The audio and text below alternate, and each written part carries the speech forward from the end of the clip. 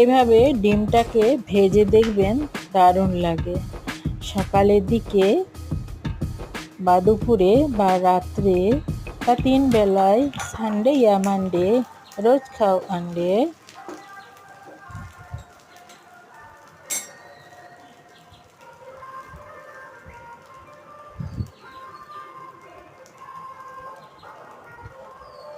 লাগছে না ইয়ামি? দেখলেই খিদে পেয়ে যাবে। গরম ভাতের সাথে, রুটির সাথে, টিফিনে, সকালে, দুপুরে, রাত্রে